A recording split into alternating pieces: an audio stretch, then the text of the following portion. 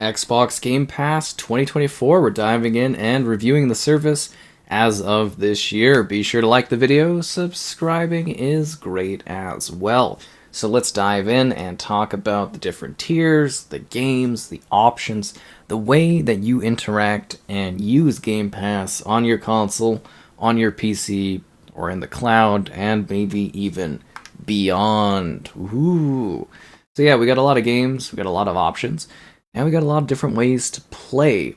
And yes, things have changed. The price has been raised, or will be raised. The affiliate link I used to have is gone. Everything is wild, but it's a new year for Game Pass, and we've gained things like Activision Blizzard titles with Crash or Call of Duty going forward, which is rather exciting.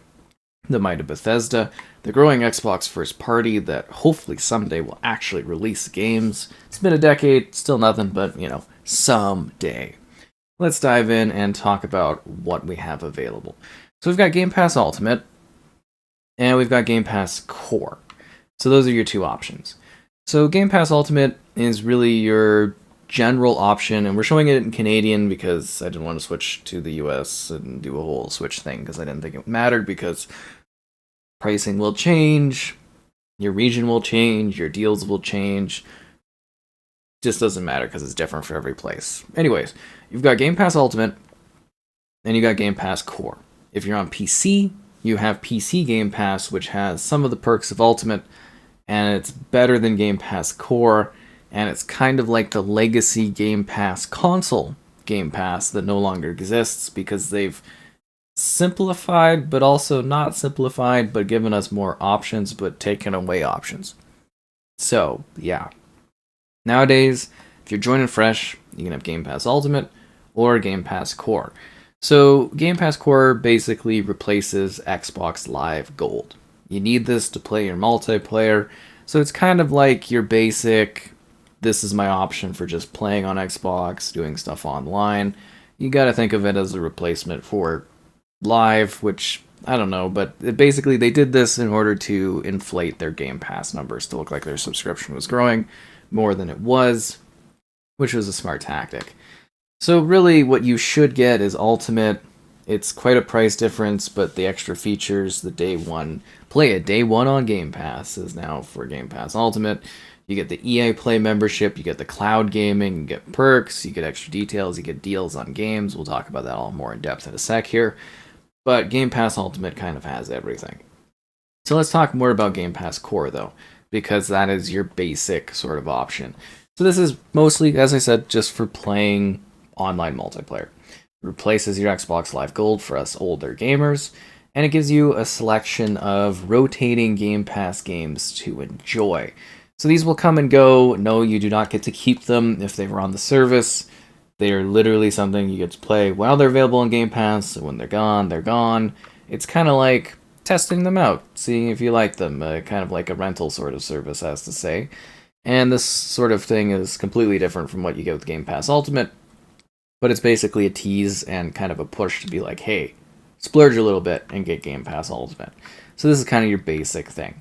So you get to play online with your friends, you get the online multiplayer, you get at least 25 high-quality games, and you get select deals and special, kind of game sales and everything like that. So, doesn't really give you a whole lot, but, it's kind of your basic option. And it is kind of a little pricey too, but, it is what is available at the current point in time. So Game Pass Ultimate is really your core option, the thing you should probably go for. And I know the prices have been going up, but it still has an incredible amount of value, or well, I guess a good amount of value in terms of what it provides. So let's dive into that a little bit more. So what do we got? We got a variety of games, over 100 high quality games. There's like a few hundred. You get your Xbox Live Gold, which is now Game Pass Core, so you can play with others online. You get the library of EA Play, which includes the magic of sports games several months after they come out, alongside all of their other games. So you kind of get your yearly sports games covered through Game Pass Ultimate, and you also get 10-hour trial in order to try games before, like right when they come out, or literally a little bit before when they come out, to see how much you like something. Then we've got day one releases, which they obviously have not updated this in a while, but you get games like Starfield and now Call of Duty every year, which is pretty exciting if you're into Call of Duty. And then you get other things as well. So like your Forza, if they ever release a Halo game again, stuff like that. And of course from Bethesda, the Game Pass first party Xbox Studios, the calling it Game Pass first, which is kind of funny, the Activision, the Blizzard stuff, everything like that, all under day one. And then you also get perks, 20% off select games, and you get 10% off of any items. So if your game's got DLC that you play, if you like Call of Duty and you want COD coins, 10% off. Gun skins, 10% off. Any sort of in-game currency, any sort of special items for all the games on Game Pass, 10% off. So you're saving money to buy stuff in your games as well, which is a pretty good offering, at least I think so, in terms of the perks. You also get the PC Game Pass library and the EA Play PC offering, and you get Xbox Cloud Gaming, which in itself really hasn't evolved much over the years, and I'm hoping they improve that. And Family Plan is still not fully going, and hopefully at some point Family Plan kind of returns, but obviously that's just like a testing thing, and it's not really available at the current point in time. So let's take a look at the games. So there obviously is a wide range of games available through Game Pass Ultimate. You get everything from historic 360 titles, although Battlefield 3 will be gone very, very soon. You know, something like Banjo-Tooie. You get things from the Xbox One era, the Series XS era. You get your stuff. So the EA Play stuff has the EA Play marker. Game Pass, you see the XS stuff. That's for optimized games. And then there's like a little cloud symbol for things that you can do when you're doing the cloud streaming. But they've got all kinds of different genres. You've got story-driven stuff. You got simulators. You got farming games. You got platformers. You've got your shooters. It really does have a wide range of different games for every single genre. You got your classics like Doom and Wolfenstein. You got your action games, sort of along the lines of like, you know, Fable, and your shooters and your role playing with like Fallout. And you got your Far Cry, and just like a massive selection of games, like tons. And it rotates, and there's stuff that comes and there's stuff that goes. The first party stuff should theoretically be on here forever unless they remaster or delist or change or licensing runs out. You get tons of different options. And then, as I mentioned, you know, with the Game Pass, cloud gaming is through Ultimate as well, so you can play games without even installing them. You'd be like, oh, Ghostwire Tokyo, wonder what this is like. I'll just stream it to my Xbox. Some people prefer just to play it through the cloud gaming. I personally believe they need to do a lot of work to get it to the point of where it's more useful, because the PlayStation streaming thing has jumped ahead of them, which is surprising, but that's what's happened. But yeah, you can play it that way, or you can kind of do cloud gaming kind of thing and be like, oh, I like this, all right, and then I'm going to install the full game and try it and play it and enjoy it through Game Pass. So that's kind of an option you have available. You got classics, you got like GoldenEye, survival games, you got your Halos. It really has a little bit of everything. And then when they release new games, you get those day one on, well, Xbox Game Pass, which would be great if they could actually steadily get out first-party stuff instead of only having Hellblade 2 this year, as that's a little bit of a disappointment for sure.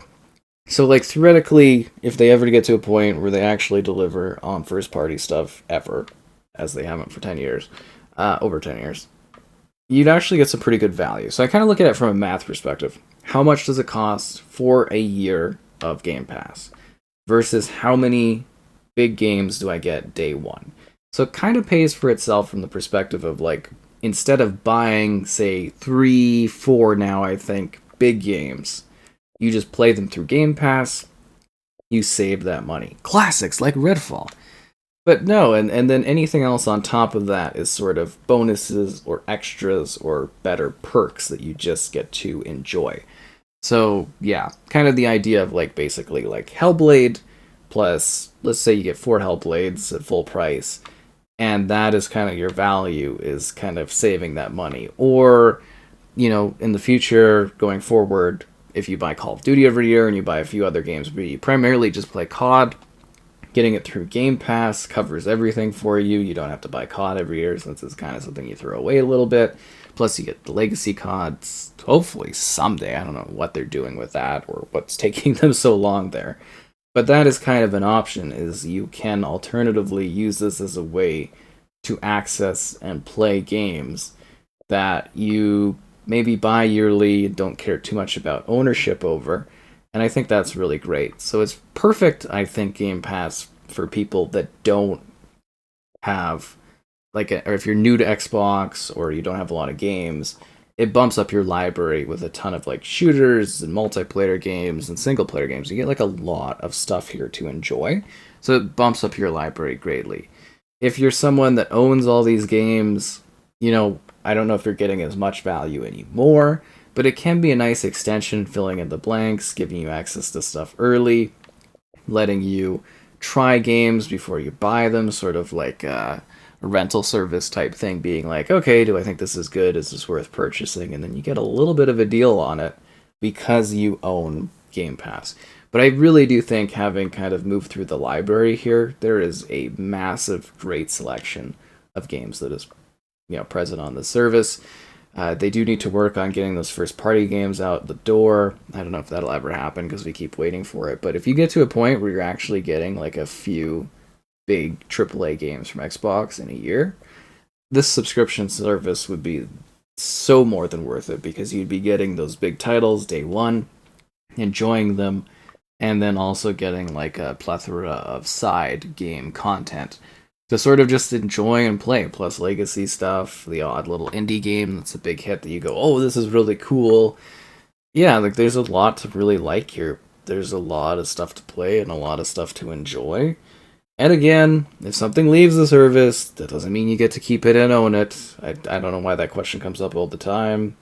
That's how any subscription works, but yeah, it's just, I think this has a little bit of something for absolutely just everyone, and they just keep adding to it. And things don't really vanish too often. It seems like it's mostly a growing service as opposed to one that would be missing games. And it's just got a lot to it as well, right? All those underlying elements that I kind of mentioned in terms of being features and whatnot. So let's dive in and let's take a look at the Game Pass Hub. So this is where you're sort of seeing your benefits, your sales. You're getting your like info on stuff, like playing the beta right away, the closed beta through Black Ops 6. And then you got perks. So perks include things such as subscriptions. Oh, the Xbox is so slow. So through the perks, you might get things such as like special codes. New Sea of Thieves season comes out, maybe you'll get a special in-game item. Maybe they'll give sometimes like Disney Plus or Apple Music. Sorry, it's just not working like most stuff on the Xbox. You get like a discounts thing and a rewards system, which is kind of cool. And then there's some little advertisements of other games, and then they have really great curation options. So you can see these are the games that they recently added.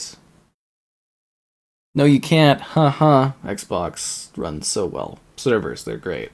Coming to Game Pass, so kind of games that you can like preload and be like, yo, Expeditions looks great. Let's preload that, get ready to play it. Age of Mythology, excited. Great game, by the way. Call of Duty, oh yeah, through the Game Pass, let's do it up. So you get to see what's coming, like what just came, what's coming. You got like a play later area. And then you've just got this great selection of games that just kind of like goes on and on, your day one releases. And you've got all these different curated sections of things based on what you've played, different genres of Game Pass, shooters, smaller size games, indie titles. SteamWorld Dig 2 is amazing, by the way. Action adventure, Metroidvania. Like there's a lot here that you can dive into and have fun with, like Diablo 4. There's just really, this is a great hub for kind of allowing you to find different categories and more games. Personally, I think my discovery system is pretty great for helping you guys find stuff to play, but just the idea that all of this is kind of readily available through your Game Pass subscription, as they want you to play games, they want you to enjoy more games, they like to tell you your perks and your benefits, and you've got your EA Play stuff, and it really is just kind of quite expansive. and it just offers you a lot of interactive ways to experience your games. And you can go to your full library, and you can instantly see also as well what's coming soon, like Indiana Jones to Game Pass, and then very quickly to PlayStation, Stalker, and then you can see like specifically your Game Pass tab, 425 games right now. What's leaving? Play later.